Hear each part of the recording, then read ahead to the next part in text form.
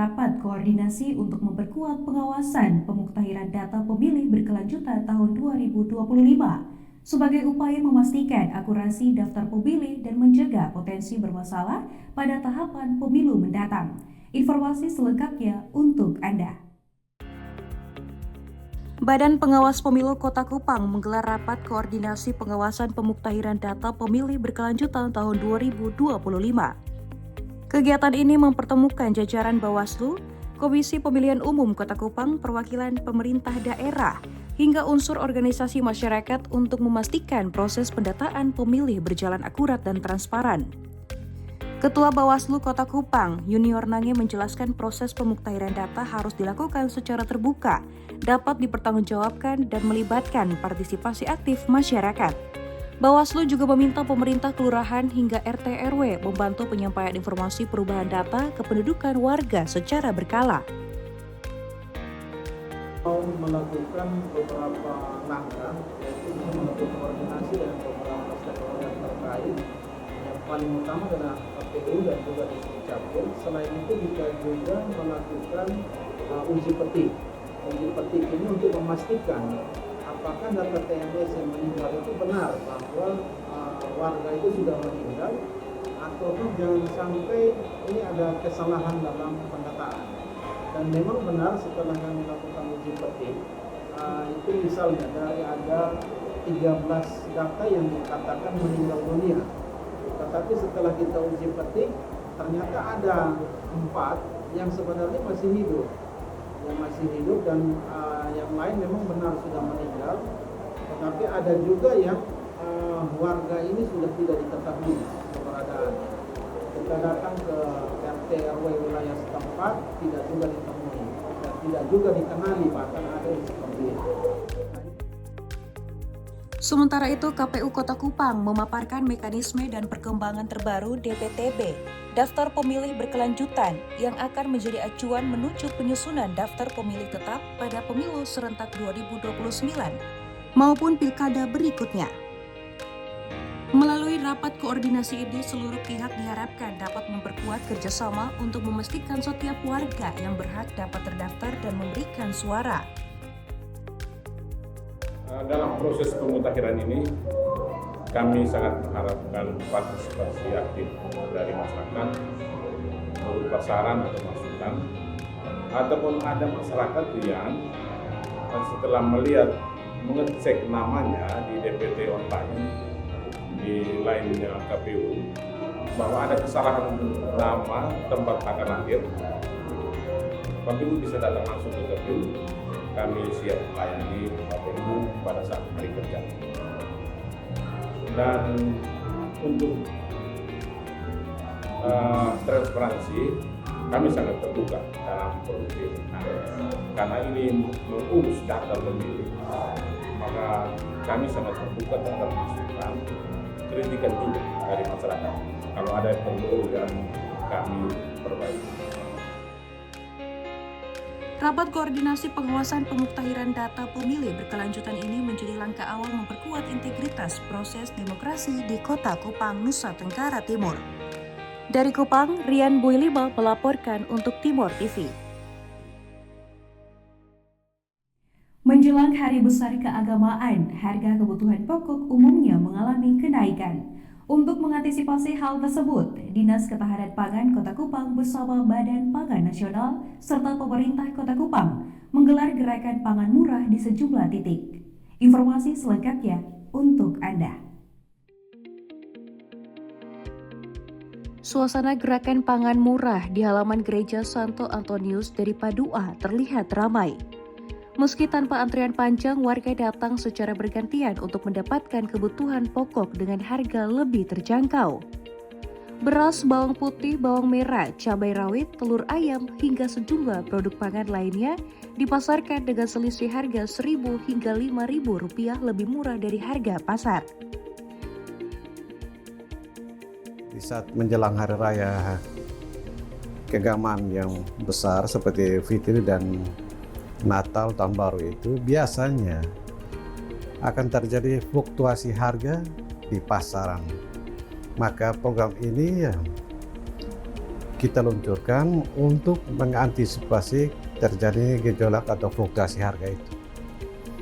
Dengan catatan bahwa manfaat dari kegiatan ini adalah bagaimana masyarakat bisa mengakses kebutuhan pangan pokok seperti beras atau bawang putih, bawang merah, cabai, dan yang lain-lain itu dengan harga di bawah harga pasar saat ini. Harga yang lebih terjangkau membuat warga antusias berbelanja. Mayoritas pembeli didominasi oleh mama-mama yang mencari bahan pokok untuk kebutuhan harian. Beli telur, ada lombok, ada bawang, ada gula, ada snack. Minta terima kasih karena ada program ini kami bisa dapat belanja, ya bisa irit uang angkot, jadi bisa ada irit sedikit-sedikit 1.000-2.000 untuk mau belanja barang-barang ini, agak murah sedikit untuk kebutuhan.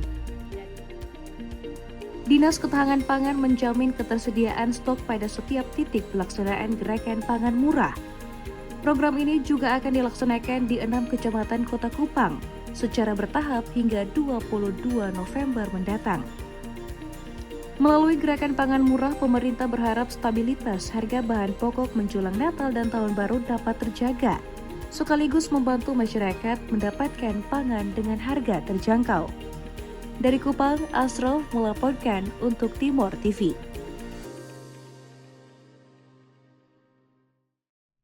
Pemirsa, kita beralih ke informasi lain. Sebagai hasil akhir dari mata kuliah kewirausahaan, mahasiswa Fakultas Ekonomi dan Bisnis Universitas Nusa Cendana Kupang kembali menyelenggarakan After Class Market Volume 2 dengan tema Explore, Creative, and Connecting. Kegiatan ini dilaksanakan selama 3 hari dari tanggal 19 sampai 21 November 2025 bertempat di halaman FEB Undana. Berikut informasi selengkapnya untuk Anda.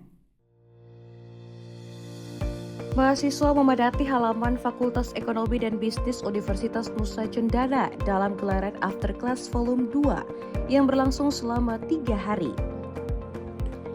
Bertemakan Explore, Create, and Connecting, Mini Expo ini menjadi ruang bagi mahasiswa untuk mengembangkan ide usaha, memperkenalkan produk, hingga membangun jejaring usaha di lingkungan kampus. Kegiatan ini berawal dari mata kuliah kewirausahaan yang mendorong mahasiswa untuk tidak hanya belajar di kelas, tetapi menciptakan produk dan mencoba pasar secara langsung. After Class Volume 2 lalu dikembangkan menjadi Mini Expo yang membuka kesempatan bagi mahasiswa dari berbagai fakultas di Undana. Ini walaupun dilakukan oleh mahasiswa adik-adik kita, tapi tetap berjalan dengan baik dan mendapatkan dukungan dari para mitra dan juga dari adik-adik mahasiswa dengan sangat luar biasa. Tadi saya berpikir bahwa hanya mahasiswa saja, tapi ternyata ada tim yang terhormat, Bapak Wakil Dekan 1, ini Bapak kewirausahaan kita ya.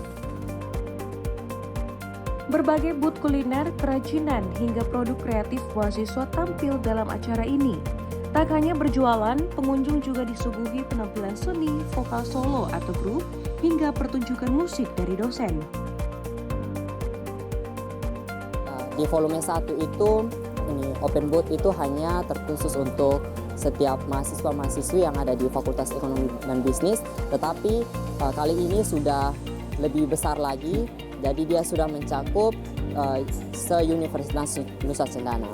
Nah, untuk itu kegiatan ini bukan hanya saja sebagai tempat untuk open booth, tetapi juga ada tempat penampilan seni dari setiap mahasiswa yang mempunyai kreativitas mereka masing-masing.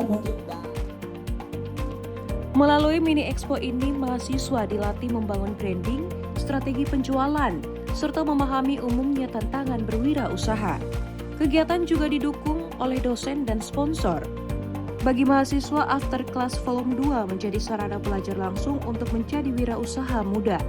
Sementara bagi kampus, acara ini menjadi upaya membentuk komunitas bisnis yang berdaya saing dan berkelanjutan di lingkungan Undana. Acara yang berjalan hingga 21 November ini masih terus berlangsung dan mendapat antusiasme tinggi dari mahasiswa dan pengunjung umum.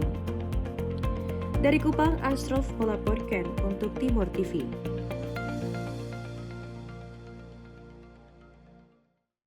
Pemirsa, pemerintah Kabupaten Kupang bersama TPPKK Provinsi Nusa Tenggara Timur, Kopdit Swastisari, Yayasan Permatasari, dan RSUD Daybodat melaksanakan operasi sumbing bibir dan langit-langit. Kegiatan ini mendapat antusias tinggi dari masyarakat Kabupaten Kupang. Informasi selengkapnya untuk Anda.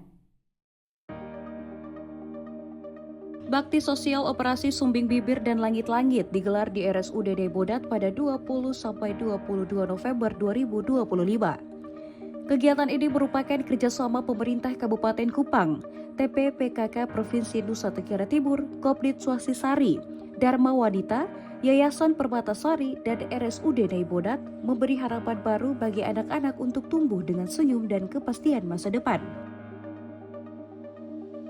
Operasi sumbing bibir dan langit-langit memiliki dampak jangka panjang, bukan hanya pada aspek kesehatan, tetapi juga perkembangan psikologis, pendidikan, dan masa depan seorang anak. Karena itu, kegiatan seperti ini adalah investasi besar bagi pembangunan manusia di Kabupaten Kupang. Sebagian anak telah selesai menjalani operasi dan berada dalam masa pemulihan. Tim medis memberikan penjelasan kepada orang tua terkait perawatan pasca operasi agar proses penyembuhan berjalan optimal. Ikuti semua saran dari dokter untuk proses pasca operasinya. Ya, saya harapkan ini mumpung masih anak-anak, ini sudah menjadi berkah yang luar biasa bagi kita, karena anak-anak ini nanti akan tumbuh dengan senyum yang indah di bibirnya. Anak-anak ini akan tumbuh dengan percaya diri. Penyakit bibir sumbing umum terjadi pada bayi. Kondisi ini bisa mempengaruhi cara makan, cara bicara, dan kesehatan secara umum. Operasi dinilai sangat membantu perkembangan anak termasuk koreksi bicara dan keseharian mereka. Semoga cucu saya bisa bicara lancar, percaya diri ketika nanti sekolah, dan acara ini bisa rutin untuk membantu yang lain juga.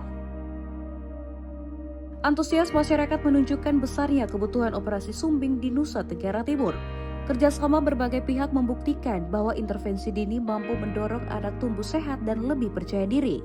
Kesehatan bakti sosial ini diharapkan terus berlanjut untuk memberikan kesempatan baru bagi anak-anak di Nusa Tenggara Timur. Dari Kupang, Ashraf melaporkan untuk Timur TV.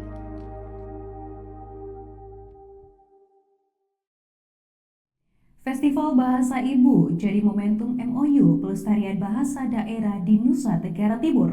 Informasi selengkapnya akan hadir sesaat lagi. Tetaplah bersama kami.